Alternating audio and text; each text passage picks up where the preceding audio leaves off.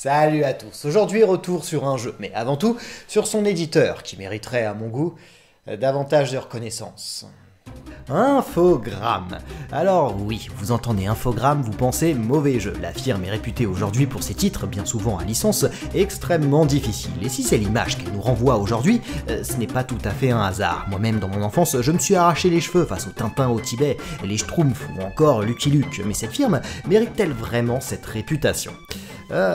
L'histoire débute en 1983 lorsque Bruno Bonnell fonde une société d'édition de programmes informatiques, Infogrames, qui n'est autre qu'un mélange entre informatique et programme. Des programmeurs sont recrutés et des jeux sont développés à destination des ordinateurs Thomson. Le truc, c'est que Bruno Bonnell et Thomas Schmieder, son associé, sont d'irréductibles fanats de bande dessinée. Très rapidement, ils achètent les droits d'exploitation du personnage Bob Moran, et ce sont 4 jeux qui débarquent sur les micro-ordinateurs de l'époque. Le succès n'est pas au rendez-vous, la faute à une animation assez saccadée et un écran de jeu tout petit, nuisant à la lisibilité de l'action.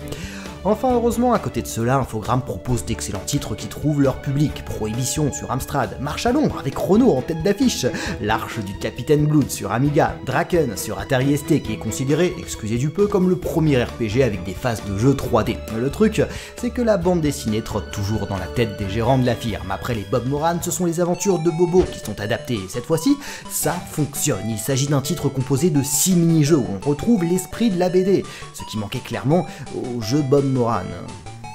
De plus, on va pas se le cacher, ces titres ont un réel potentiel commercial, puisque ce sont des personnages connus du public, qui donc sont susceptibles d'attirer plus facilement les joueurs. À partir du succès de Bobo, tout s'enchaîne rapidement, même si l'on trouve toujours de nombreux jeux originaux, les adaptations de BD se multiplient. Is No Good, Les Passagers du Vent, L'Affaire Santa Fe, La Quête de l'Oiseau du Temps, Tintin sur la Lune, et celui qui nous intéresse, Les Tuniques Bleues, North and South. Alors, pourquoi je m'attarde précisément sur ce titre ? Parce qu'il représente ces jeux d'infogrammes innovants qui ont rencontré un franc succès à leur époque, mais qui sont aujourd'hui complètement éclipsés par les titres 16 bits de la firme.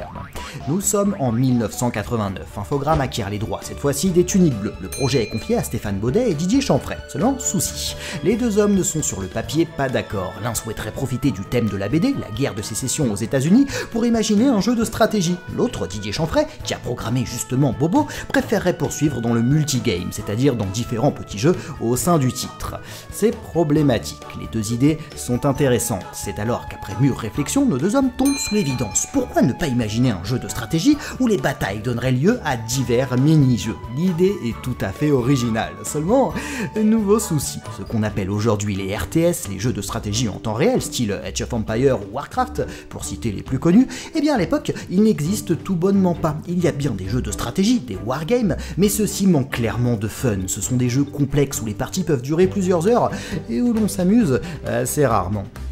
Dans l'esprit de nos développeurs, c'est clair et limpide. Le jeu doit être simple d'accès. Le joueur ne devra pas lire un manuel de 50 pages pour en comprendre les règles. Non, le gameplay doit être autant que possible intuitif. Nous avons deux camps, les unionistes et les confédérés. Nos troupes sont représentées par un personnage sur la carte. Lorsque c'est notre tour, nous pouvons le déplacer pour conquérir des territoires. Il y a deux façons de remporter la partie, soit en récupérant l'intégralité des territoires, soit en anéantissant l'armée adverse. À cela s'ajoutent donc les mini-jeux. Pour la faire en rapide, on en compte 3. Il y a forcément la bataille quand deux troupes adverses se trouvent sur le même territoire. Il s'agit alors de contrôler ses troupes, l'artillerie en gérant la puissance du boulet de canon, la cavalerie en essayant de foncer sur l'adversaire, et l'infanterie en visant l'ennemi. Nous avons ensuite la prise d'un fort adverse. Pour cela, on contrôle un personnage dans une sorte de jeu de plateforme à l'animation assez rapide. Il est nécessaire de faire preuve de réflexe. Le but étant de se rendre à la fin du stage en un temps limité pour conquérir le fort, l'adversaire envoyant des soldats pour nous mettre des bâtons dans les roues. Contrôler un maximum de forts sur la carte est indispensable pour remporter la partie. Ce sont eux qui réceptionnent les financements et permettent donc d'investir dans de nouvelles troupes de combat. Enfin, il y a un dernier petit jeu tout à fait semblable au fort, c'est l'attaque d'un train. Les financements sont envoyés par voie ferroviaire. Si nous avons des hommes présents sur une ligne où un train passe, il est possible de tenter de voler sa cargaison. Le principe est le même que le fort, parvenir à aller au bout du niveau en un temps limité. Alors vous vous doutez que si le jeu est sympathique en solo, c'est bien sûr à deux joueurs l'un contre l'autre qu'il prend tout son intérêt, sachant qu'il est possible de pimenter les parties en ajoutant de mauvaises conditions climatiques. S'il pleut sur le territoire où vous vous trouvez, vous ne pourrez pas déplacer vos troupes, en intégrant les Indiens. Si vous vous trouvez trop près des territoires apaches, il est possible que ceux-ci s'en prennent à vous, etc. North and South, d'Infogrames, imaginé par Stéphane Baudet et Didier Chanfray, va connaître un réel succès et participer à la renommée de cette firme qui, oui, produit des jeux de qualité. Celui-ci sera même adapté diffusé sur la NES de Nintendo, pour vous dire. Mais surtout, au-delà de son fun, le titre s'avère tout à fait novateur. Il propose un autre type de wargame, plus intuitif, incorporant à la stratégie des phases d'action. Et quand on parle de préhistoire du RTS, eh bien on pense à North and South, bien sûr en compagnie de Defender of the Crown ou Lord of the Rising Sun, mais le fait est qu'il a marqué son époque. La suite d'Infogrames, vous la connaissez, la firme va s'engouffrer dans les adaptations de bandes dessinées franco-belges, et ces jeux sont presque un cliché du Made in France. Si l'on retrouve à chaque reprise l'esprit des BD avec des animations et des graphismes magnifiques, le gameplay est un peu moins maîtrisé, la faute à une trop grande difficulté recherchée par les développeurs dans le but d'augmenter la durée de vie de leur jeu. Pourtant, ce qu'on dit trop peu, c'est que tous ces jeux ont rapporté énormément d'argent à Infogrames. Oui, commercialement, ils étaient plus que rentables. Et pourquoi cela?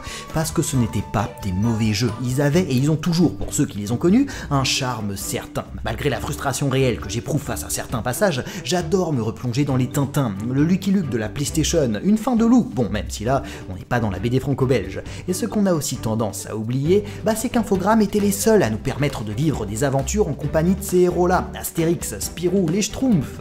Mais aujourd'hui, notre perception envers ces jeux a bien changé, parce que le marché a évolué, et proposer des titres aussi difficiles apparaîtrait de nos jours totalement décalé. Et voilà, prétendre qu'Infogrames réalisait de mauvais jeux est à mon sens une erreur, surtout que la firme a produit aussi tout un tas de grands titres originaux, Alone in the Dark, pour citer le principal, Opération Jupiter, Shadow of the Comet, la licence Verali, Astérix et la bataille des Gaules, qui reprend de façon assez amusante le principe de North and South. Malheureusement, par la suite, la firme se concentrera un peu trop sur le business, avec tout un tas de rachats de sociétés étrangères, souvent en difficulté financière. Au lieu de concentrer ses économies sur la production de grands titres, la firme se perdra, et ce sera la faillite en 2013. N'en déplaise à ses détracteurs, Infogrames fut donc une grande firme de l'industrie du jeu vidéo. Même si aujourd'hui, nous nous sommes focalisés sur North and South, qui mérite toute notre attention, nous aurions pu faire de même avec bon nombre de ces titres, car on l'a vu, ils sont bien plus nombreux que ce qu'on imagine à avoir marqué l'histoire du média.